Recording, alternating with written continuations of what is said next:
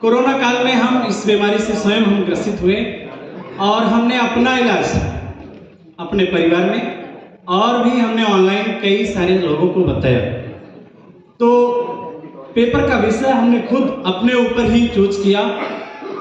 मित्रों, मोटापा, ओबेसिटी एक ऐसी बीमारी है, हम जान सकते हैं कि आज अगर हमारा खान पान अच्छा नहीं, डाइट स्टाइल अच्छा नहीं है, एक बहुत बड़ा क्वेश्चन है, अ बिग क्वेश्चन।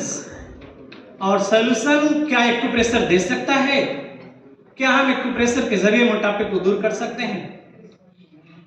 बहुत सारे आपके यहाँ आते भी होंगे कि डॉक्टर साहब आपके यहाँ क्या एक्यूप्रेशर में मोटापे का इलाज है?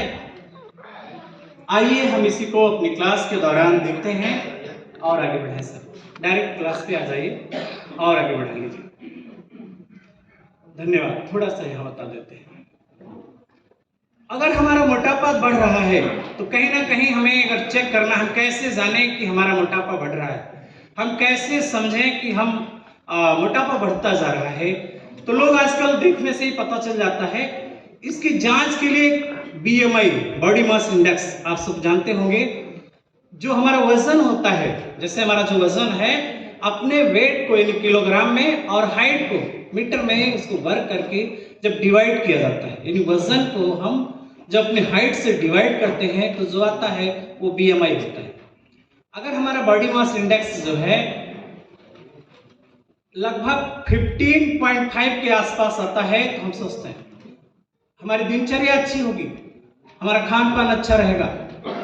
इससे आगे बढ़ गया 25 तक जाता है, वहां तक ठीक है, 25 के ऊपर जाने लगेगा तो मोटापा बढ़ने लगेगा। अगर 30 आ गया तो उस इंसान का मोटापा सामने दिखने लगेगा, कमर बढ़ जाएगी, कमर मोटी हो जाएगी। मैं अपना खुद मैंने देखा है कि मेरी कमर 36 है। हमारे सारे जो छोटे हो गए, पैंट जो पुराने थे कोरोना काल में, फिर हमने 3 चीजें की जो मैंने अपना खुद किया, वही मैंने यहाँ ट्रीटमेंट में रखा है।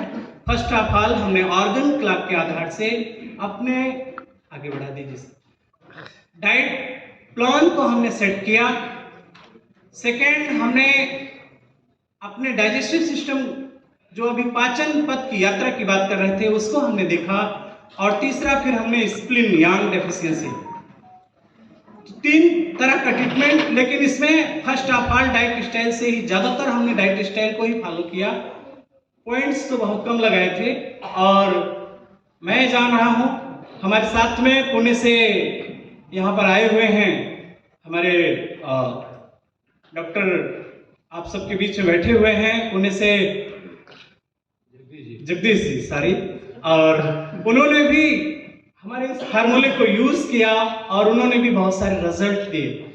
मित्रों, क्या है, देखिए, हम सब जानते हैं जो ऑर्गन क्लॉक है 5 एलिमेंट थ्योरी में, कि सृष्टि में जो सृजन का चक्र आता है, सर्वप्रथम जैसे आपका जो दिनचर्या होती है, जो हमारा दिन का शुरुआत होती है, जैसे लंग्स से लार्ज इंटेस्टाइन में एनर्जी गई, फिर वहां से आपके स्टमक, स्प्लीन, फिर हार्ट, स्मॉल इंटेस्टाइन, फिर kidney, urinary bladder, pericardium, triple warmer, फिर आपका लीवर और गॉलब्लैडर। तो एक ऑर्गन क्लॉक साइकिल, यानी दिन के जो 24 घंटे होते हैं, आपके टीसीएम में 2-2 घंटे की एक ऑर्गन क्लॉक साइकिल बनाई गई।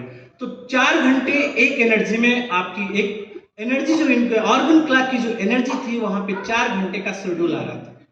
और इसमें जो हमने भोजन का, लंच का, डिनर का जो समय रखा, जैसे 3 से 5 आपका लंच होता है और 5 से 7 लार्ज इंटेस्टाइन में डिनर, तो 3 से 7 हमने एक एनर्जी का शेड्यूल देखा कि ड्राइनेस एनर्जी है। इसके बाद फिर आपका जो ह्यूमिडिटी था, स्टमक और स्प्लीन में एनर्जी जा रही थी 5 से 7 और 7 से 9। तो जो भोजन का समय रखा, सर अगले पेज पे आ जाए, वहां पे हमने एक और पेज रखा है, वहां पे हमने जो डाइट चार्ट सेट किया कि ब्रेकफास्ट का समय जो रखा जाए, जो एक आपके स्टमक और स्प्लीन में जब एनर्जी है तो उसका मिड रखा गया एज ए 9 AM, 9 बजे हमने नाश्ते का समय रखा। लंच का समय फिर हमने जो है आपके जब ऊर्जा, हमारा जब एनर्जी आगे बढ़ रही थी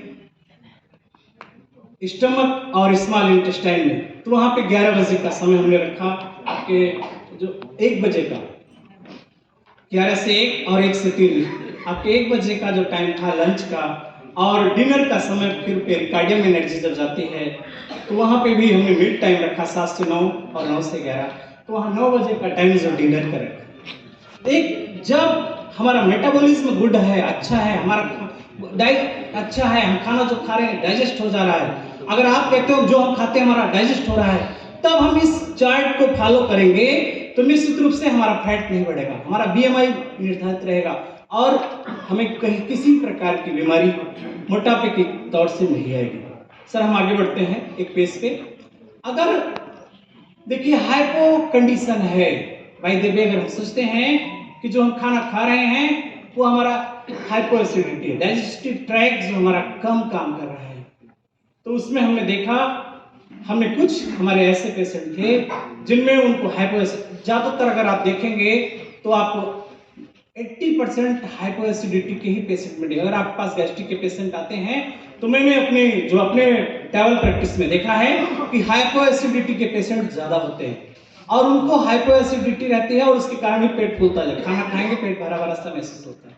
उसमें हमने क्या किया कि उनके ब्रेकफास्ट का समय, उनके लंच का समय, उनके डिनर के समय को 1 घंटे पहले कर दिया। थोड़ा और पेज बढ़ा दीजिए। तो इसमें हाइपोएसिडिटी के साथ हमने फिर 10 नीडल फार्मूला यूज किया। 10 नीडल फार्मूला का मतलब यह था कि हम डाइजेस्टिव ट्रैक्ट को क्लियर कर रहे थे। अगर आपके पास बॉडी में कोलेस्ट्रॉल बढ़ रहा है, ओबेसिटी बढ़ रहा है या आपका स्ट्रेस लेवल बढ़ रहा है, कहीं ना कहीं आपका डाइजेस्टिव ट्रैक्ट जो प्लस्टिक मूवमेंट है वो कहीं ना कहीं आपका रुक रहा है।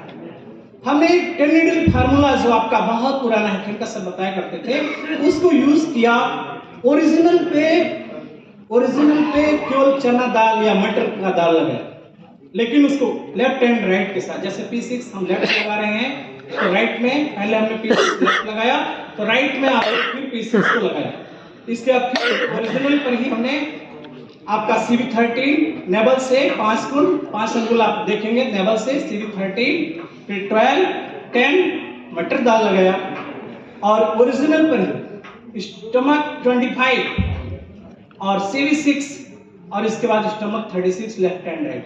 क्या होता है मित्रों, देखिए हमारा भोजन जब हम खा रहे हैं, P6 ऐसा बिंदु है जो हमारे आइसोफेगस से लेकर के हमारे डाइजेस्टिव ट्रैक्ट तक, आइसोफेगस में प्रेस्टिक मूवमेंट बराबर हो, कर्माकुंचन गति बराबर हो, भोजन आगे बढ़े, P6 हमने लगाया, वहां से भोजन कहीं रुके ना, आपका भोजन आगे बढ़ता जाए, मेटाबॉलिक डिसऑर्डर हो ही ना, क्योंकि जो ओबेसिटी आ रही थी मेटाबॉलिक डिसऑर्डर का।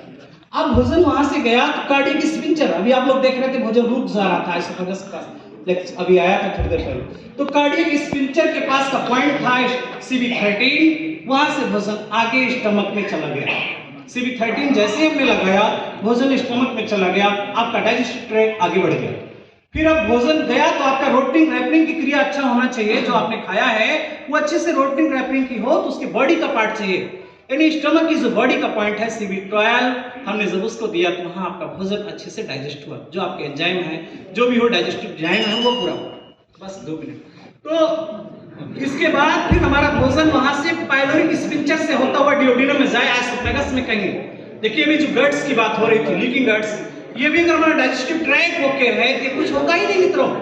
आप लोग इसको फॉलो करो, ओरिजिनल पे लगाइए, मैं ओरिजिनल पे मटर दाल लगा के ठीक किया है।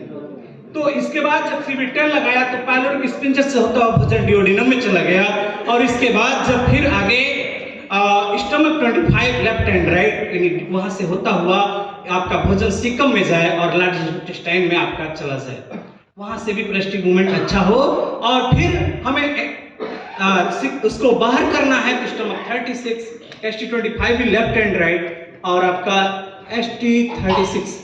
अब CV6 जो आता है, CV6 जो आता है आपका, वो lower part of the body का पॉइंट है, यानी आपके पाइलोरिक स्पिंचर से जो डिओडेनम का last part caecum, ileocaecal wall से भोजन अंदर आपके लार्ज इंटेस्टाइन में जा रहा, वहां पर भी रुके ना तो CV6 उसको भोजन को आगे बढ़ाएगा। तो ये 10 नीडल फार्मूला, फिर इसके बाद अगर रेक्टम में ना रुके तो स्टमक 36